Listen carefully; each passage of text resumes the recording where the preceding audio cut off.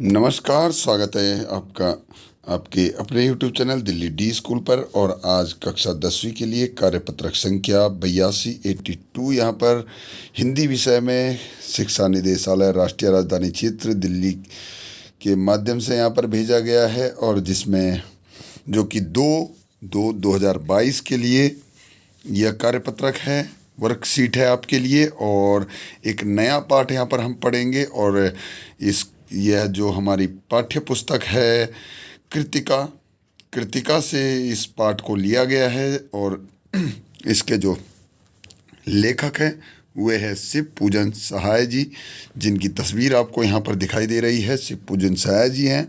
उन्होंने यह कहानी लिखी हुई है जो कि इनके बचपन, इस कहानी को पढ़कर हम सभी को अपना बचपन याद आएगा। और साथ ही साथ यहाँ पर ग्रामीण जीवन की जो कहानियाँ हैं सरल भाषा में कही गई है, जो कि शिव पूजन सहाय जी के द्वारा ये देशज शब्दों की बहुलता इसमें अधिक है। देशज यानी कि ग्रामीण जो शब्द हैं, जिन शब्दों का हम गांव में प्रयोग करते हैं, गांव के लोग प्रयोग करते हैं, हमारे उनका प्रयोग करते हैं, वे प्रयोग करते हैं। तो अब पढ़ते हैं हम शिव पूजन सहाय जी के बारे में। इनका जन्म बिहार के भोजपुर जिले के उनवास गांव में 1893 में हुआ था। इनके बचपन का नाम भोलानाथ था। अब इनके बचपन का नाम क्या था? शिव पूजन सहाय जी का बचपन का नाम था भोलानाथ। शिव पूजन सहाय अपने समय के लेखकों में बहुत लोकप्रिय और सम्मानित व्यक्ति थे। उन्होंने जागरण, माधुरी, हिमालय, बालक आदि कई पत्रिकाओं का संपादन किया। वे हिंदी की जो प्रतिष्ठित पत्रिका है मतवाला के संपादक मंडल में रहे। सहाय जी मुख्यतः गद्य लेखक थे। तो इन्होंने ये जो लेखक थे वे गद्य लेखक थे। गद्य जिसे हम पढ़ रहे हैं वह गद्य लेखन में आता है। और काव्य लेखन के अंतर्गत कविताएं आती है। और देखते हैं इसमें कि देहाती दुनिया यानी गांव की जो दुनिया है, ग्रामीण सुधार, वे दिन वे लोग, स्मृति शेष आदि इनकी प्रमुख गद्य कृतियाँ प्रकाशित हुई है। अब जो इनकी गद्य कृतियाँ हैं उनके बारे में एक बार और देख लेते हैं कि कौन कौन सी है। कि देहाती दुनिया, ग्राम सुधार, वे दिन वे लोग, स्मृति शेष, ये उनकी प्रमुख कृतियां हैं, गद्य कृतियां हैं। साहित्य सेवा करते हुए सन 1963 को इनका देहांत हो गया था। इसमें 1963 में जन्म हुआ था, 1893 में। और इनके बचपन का नाम था भोलानाथ। और इन्होंने जिन पत्रिकाओं का संपादन किया वे क्या है, कौन कौन सी है? जागरण हो गया, माधुरी, हिमालय, बालक, ठीक है। और मतवाला जो प्रतिष्ठित पत्रिका थी हिंदी की, उसके संपादक मंडल में ये थे। ठीक है जी। आगे देखते हैं इनके द्वारा जो लिखा हुआ पाठ है माता का आंचल, उसको हम पढ़ते हैं और समझते हैं, देखते हैं उसमें क्या कहा गया है, क्या इनके द्वारा लिखा गया है, उसको हम पढ़ेंगे अब। कि जहाँ लड़कों का संग तहाँ बाजे मृदंग, जहाँ बूढ़ों का संग तहाँ चर्चे का तंग।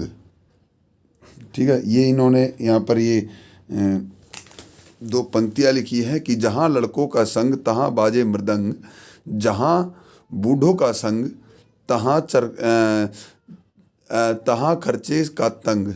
ठीक है, तो आगे देखते हैं कि हमारे पिता तड़के उठकर निबट नहाकर पूजा लारने बैठ जाते थे। हम बचपन से उनके अंग लग गए थे। माता से केवल दूध पीने तक का नाता था, इसलिए पिता के साथ ही हम भी बाहर की बैठक में ही सोया करते थे। वह अपने साथ ही हमें भी उठाते और साथ ही नहला धुलाकर पूजा पर बिठा लेते। हम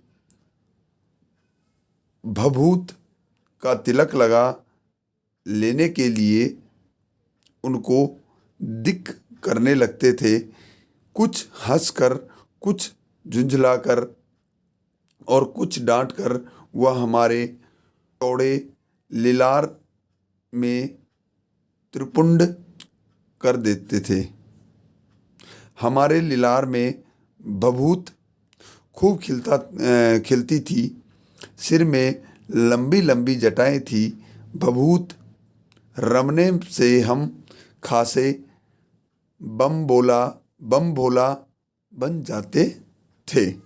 तो यहाँ पर अपने बचपन के समय की बात इन्होंने इन पंक्तियों के माध्यम से की है कि बोले कि हम पिता के साथ अधिक रहते थे, उनके साथ बाहर बैठक में ही सोया करते थे और वे क्या करते थे कि पूजा सुबह सुबह नहा कर पूजा करने बैठ जाते थे। और ये भी जो लेखक हैं वे भी क्या करते थे, उन्हीं के साथ उनको उनके पिताजी सुबह उठा देते थे और नहला धुलाकर उन्हें पूजा में बिठा देते थे।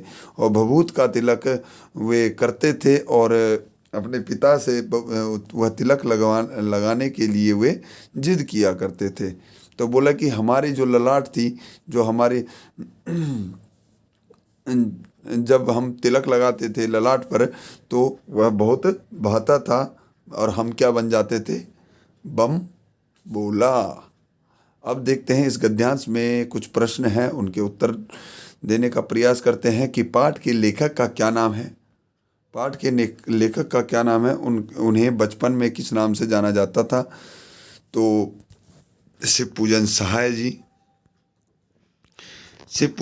जी इसके लेखक है और इनका बचपन का नाम था भोलानाथ।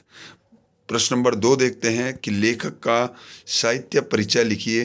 तो साहित्य परिचय क्या लिखेंगे कि ये गद्य लेखक थे और इनकी जो रचनाएं हैं वे कौन सी है, देहाती दुनिया, ग्राम सुधार, वे दिन वे लोग, स्मृति शेष, ये इनकी रचनाएं हैं। साथ ही साथ इन्होंने कुछ पत्रिकाओं का भी संपादन किया, जिनमें जागरण, माधुरी, हिमालय, बालक और मतवाला जो पत्रिका है उसके संपादक मंडल में ये थे। तो हम इतनी बातें यहाँ पर लिख सकते हैं कि अगला प्रश्न है प्रश्न नंबर 3, लेखक के अनुसार बाल्यावस्था में बम बोला कब बन जाते थे। तो लेखक के अनुसार बम बोला कब बनते थे, जब ललाट पर भभूत का तिलक लग जाता था तो वे क्या बन जाते थे, बम बोला।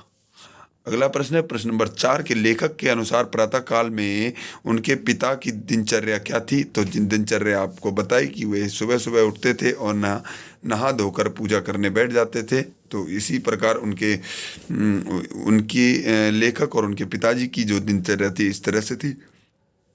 अगले देखें, भभूत से आप क्या समझते हैं। तो भभूत जो है वो जो राख होती है उसको भभूत कहा जाता है और वो उसी का वे तिलक करते थे। जैसे कि ये धूप जो होती है वो जलती है तो उसके बाद जो राख बचती है वह भभूत में कहलाती है। अगला प्रश्न नंबर 6 कि जहाँ लड़कों का संग तहाँ बाजे मृदंग से आप क्या समझते हैं, अपने शब्दों में लिखिए। तो लड़कों का जहाँ संग होगा वहाँ खूब आनंद होगा, मौज मस्ती होगी, खेल कूद होगा, ठीक है। तो इस प्रकार इन पंक्तियों के माध्यम से लेखक यही कहना चाहते हैं। आगे देखते हैं कि कार्यपत्रक में देशज शब्द छांट कर लिखिए और उनका पता लगाइए। जैसे कि भभूत उन्होंने यहाँ पर कहा है, उसी प्रकार और भी शब्द यहाँ पर होंगे, ठीक है। ललाट हो गई, वो लीलार हो गई, ठीक है, लीलार और भी शब्द हैं कई सारे, आप उन्हें ढूंढ कर लिखिए और उनका अर्थ बताइए।